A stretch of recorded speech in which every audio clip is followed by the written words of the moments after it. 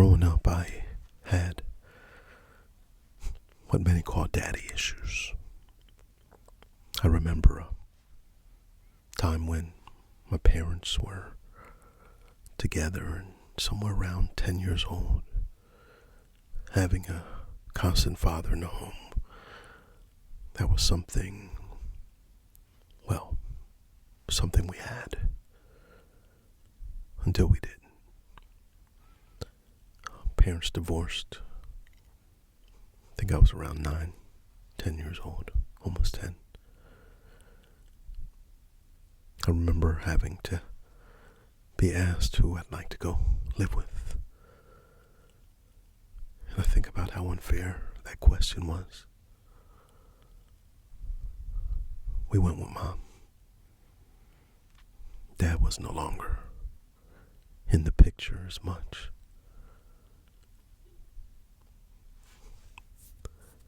There were some issues, some problems as far as the relationship after that. My father was, popular with the ladies. And his popularity with the ladies caused a lot of issues. There were other siblings we found out about. And he was making other families, other children, different states. I struggled with now having that consistent life of Dad in the home, and then all of a sudden now, he's no longer there. I remember some times where people ask, where's your father? I struggled to find the right answer. Was I supposed to make excuses for his absence? Pretend it didn't bother me? Or be brutally honest about the pain and confusion I felt? The truth is, growing up without a consistent father figure left me with a deep sense of insecurity and fear of abandonment that followed me into adulthood. I had what many call daddy issues, a term that gets thrown around a lot flippantly, but carries a heavy weight of emotional trauma. Today I want to unpack this concept in a real way, honest way, because I know I'm not alone in the struggle. And it's time we had an open conversation about the lasting impact of an absent, abusive, or toxic father, and how they impact the child's life. I know on Father's Day we might be awkward to talk about this, but I think this is real important that we get this perspective, because sometimes we don't see the impact it makes. And see, for myself, I learned from my father's mistakes and tried not to push it forward. And I think if fathers understood their importance, the great power they yield, the shaping power that they have in a child's life, that maybe more men would stay,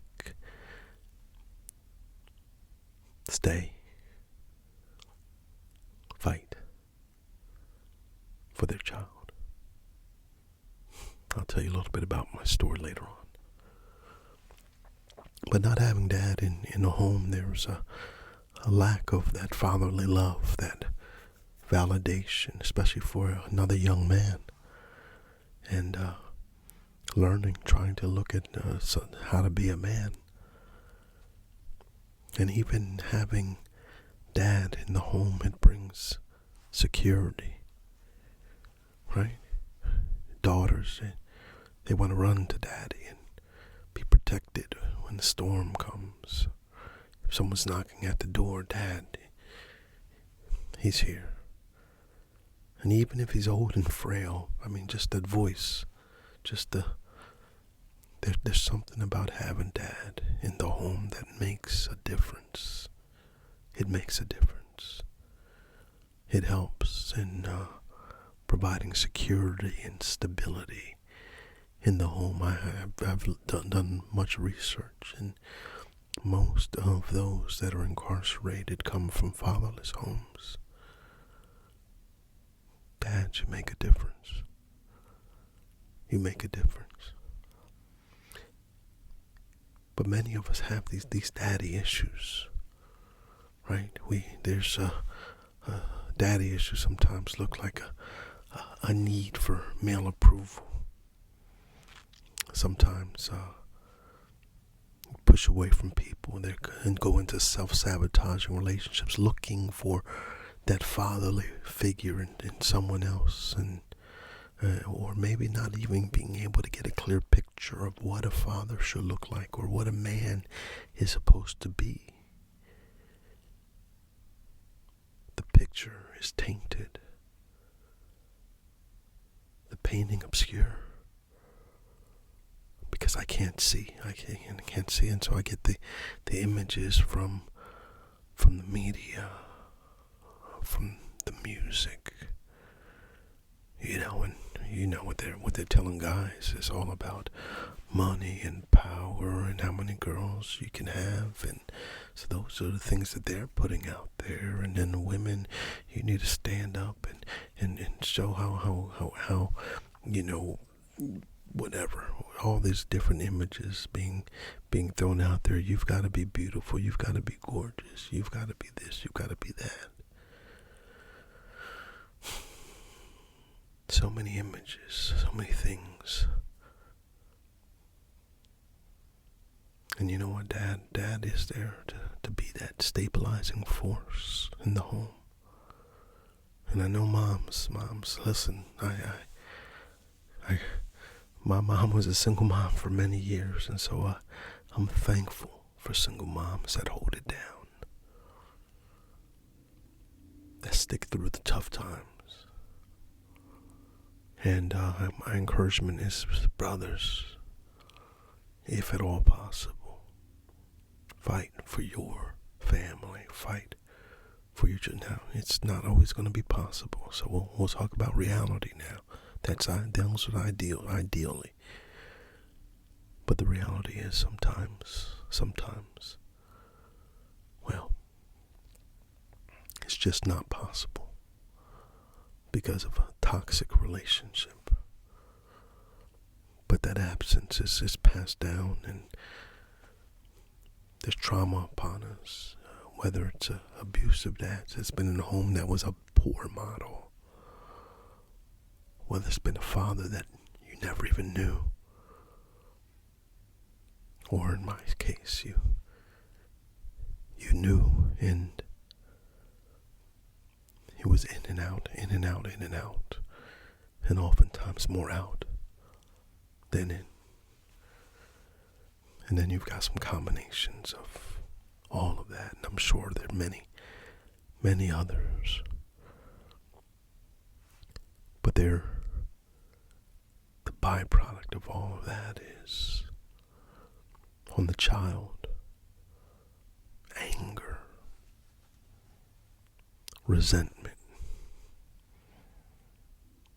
abandonment issues. We look for that ideal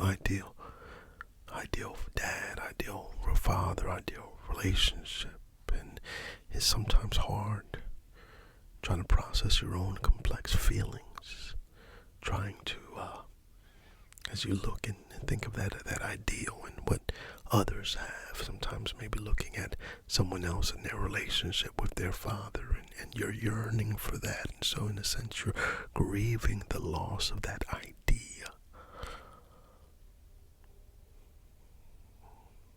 As you look at your situation, you go, whoa, where's my dad and what's wrong with me? Oftentimes that's how we look at it. And I think that's really important, that a child recognizes you did nothing wrong. It wasn't about you. And as a child, I remember having those feelings. What did I do? How did I contribute to this? And of course I didn't. But the children are. They feel it. They hurt.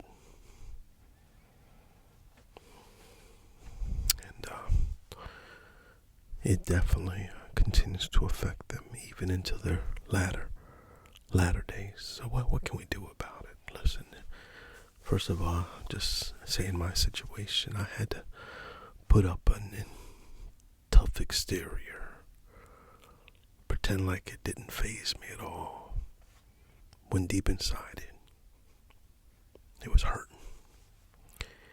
And I remember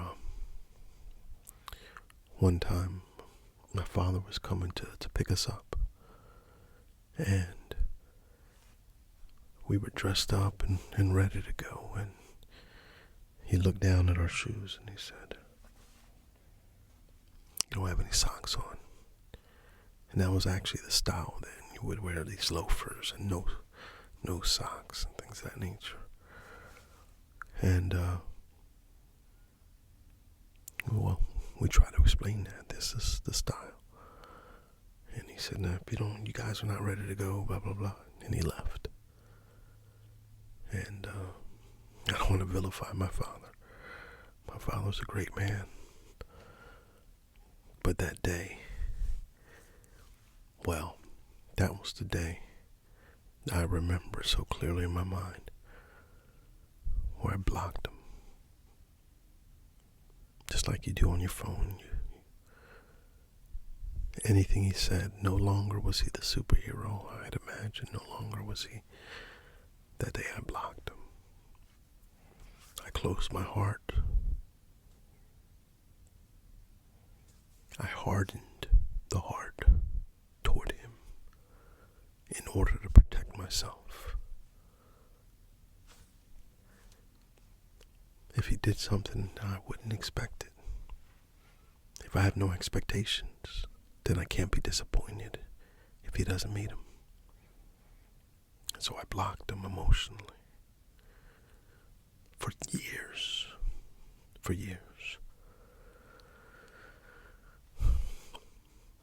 I've got daddy issues.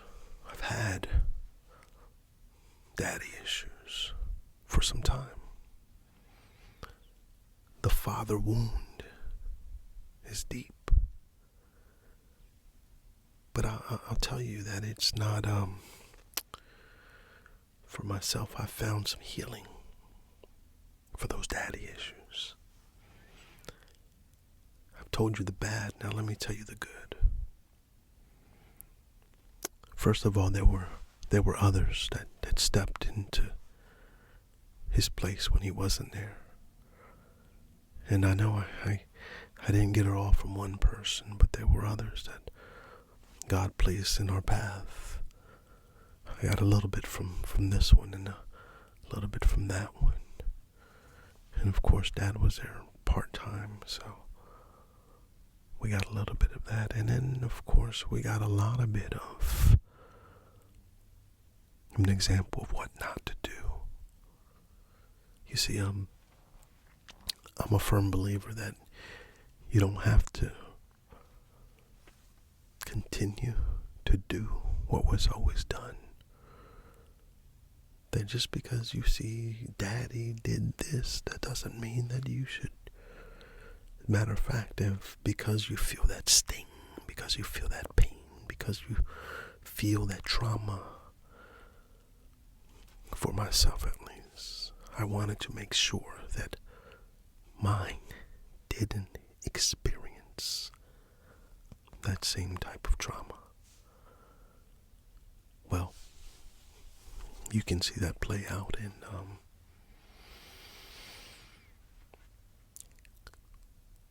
when my son was born. his mother and I were having a rough relationship as it was at that point. And now we introduce a child into this mess. She was a very controlling, well, I'm not gonna go down that road. I'll just say we were not right for each other. That relationship, when we were trying to separate, obviously the child has to go with someone, and I just always assumed that, the courts favored the woman in the communities I grew up in. I grew up on the other side of the tracks, So these communities I grew up in, you didn't see a lot of men handling their responsibilities. And so the idea in our minds is, the court's always going to side with the woman. And so I'm in this relationship, and I'm not happy at all, and I know this isn't a relationship I should be in, but it's a relationship I'm in. And I stayed because of my son. And I tried because I was trying to redeem the past. I was trying to make sure I didn't fall into the same thing that my father fell into. And yet, there were some challenges ahead of me. We would break up and get back together, break up and get back together. And,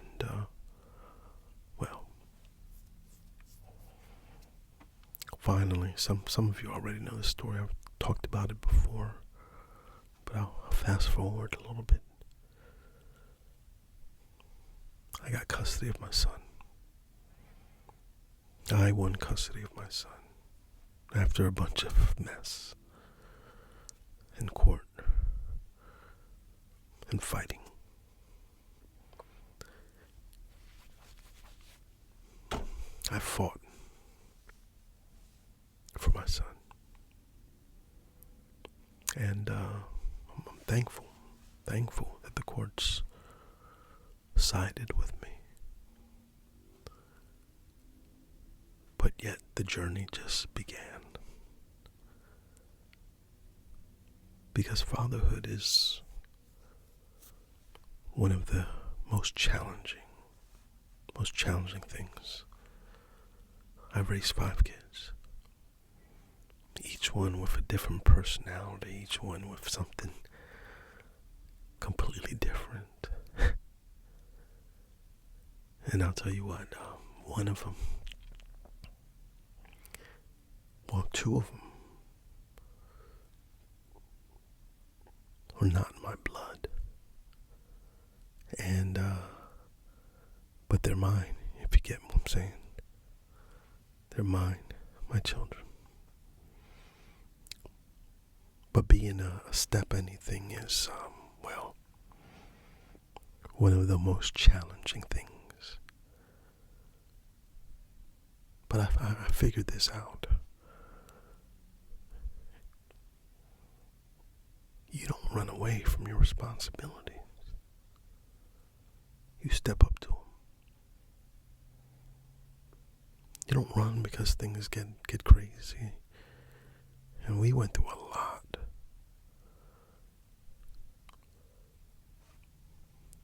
But I fought to have, and then you gotta fight to maintain and keep.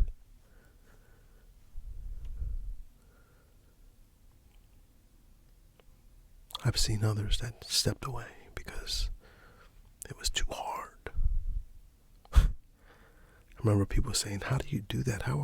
Because for a good year and a half, or a couple years rather, I was a single father. People would say, how do you do it? How does anyone do it? You get up each day, you handle your responsibility. There were times we didn't eat, and I didn't eat. I made sure my mind was taken care of, but there were times I remember going to work and I didn't have enough money for lunch, and I'm putting packs of hot cocoa inside the vending area and all that, where they give the staff free coffee and cocoa and tea. That was lunch many, many, many, many times. Sometimes you do what you gotta do. I want to say this. I don't know this. I'm seeing that attitude less and less these days, and I want to encourage you guys to step up to challenges. That's what molds you and makes you. You find anybody that's successful, they've gone through some stuff. You got to go through some stuff and learn some lessons. Step up to challenges. Maybe that's another lesson for another day, huh? Look, fatherhood is challenging, and but it's so rewarding. Seeing my son now married, doing well. Him and his wife have been together for 11 years. He's had a consistent model.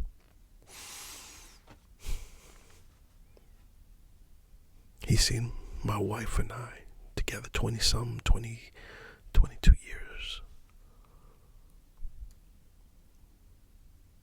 You know, he was young when my wife and I were married. And so he's seen Dad, and this is a norm for him. And so that's the expectation. We're setting new norms. No matter what you've gone through, no matter what trauma you've experienced with Dad, recognize and realize you don't have to push it forward. You can do something new.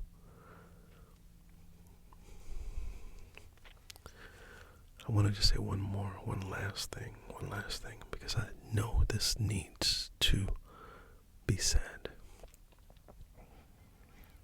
I want to encourage you to forgive your dad. Yeah, I said it. Forgive. You don't always have to forgive him for his sake. You can be a little selfish about it and forgive it for your own sake. So you don't have to carry that burden on your shoulders any longer. You can decide to let it go. I'll tell you, I'm lucky. Before my father died, we were friends. We were friends. He was one of my greatest supporters. We had an opportunity to have a talk, a real talk. And in that real talk, he shared with me his struggles. He was married at 19, now with a responsibility of 2 children. Forced into a marriage by his religious parents. Not realizing how to be a father, be a man, be a husband. He started sharing with me different stories. And I'll tell you something. It didn't excuse everything he did. But it did help me see a little bit more. And that day I decided to forgive my dad. To let him back in my life. Sorry. I told you we're getting real tonight. We're getting real today. All right. To let him back in my life.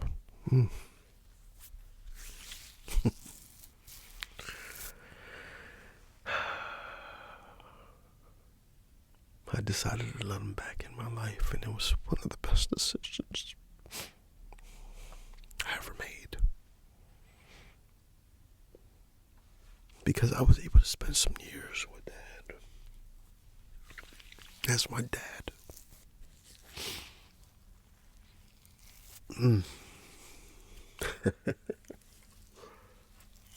Alrighty, I did not expect all this to be coming out.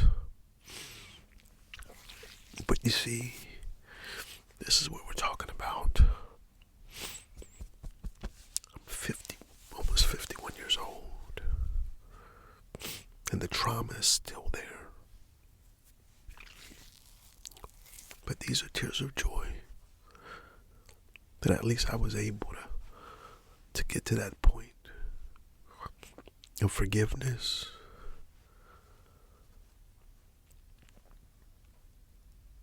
of love. And I can truly say today, I miss him dearly. I miss him dearly. And I wish I had some more years. I think we still had some unfinished business. But I'm thankful. I'm thankful. I'm thankful to you for listening. I hope something in this talk can help you in whatever situation you find yourself in. If you are still holding on to that trauma and that pain, you know the lost song. It says, let it go, let it go, let it go. Even if the forgiveness is for your own healing. Because if you keep holding on to it, the pressure stays, anxiety stays. Let it go for your own sake. I know this is a heavy topic, but I know it's one that demands to be brought into the light. If you resonated with anything that I said, I want you to know that you're not alone. And you have the power to heal. It's going to take work. Anything worth having is worth working toward and for. There are years of hurt and abandonment and insecurity, and that's not just going to go away overnight. But every step that you take toward self-acceptance, toward forgiveness, toward filling the void left by an absent or toxic father, it's a step to freedom. You get to define your worth. Listen, you get to define your worth. You get to be now the role model that you never had. And while you can't change the past, you have the power to shape your future, to break the cycles for generations to come. So keep showing up. Keep standing out. Keep stepping to the plate even when you swing and miss. Batters, percentages, they never get up, and they are usually in low percentages. Most times they get up. They don't get a home run.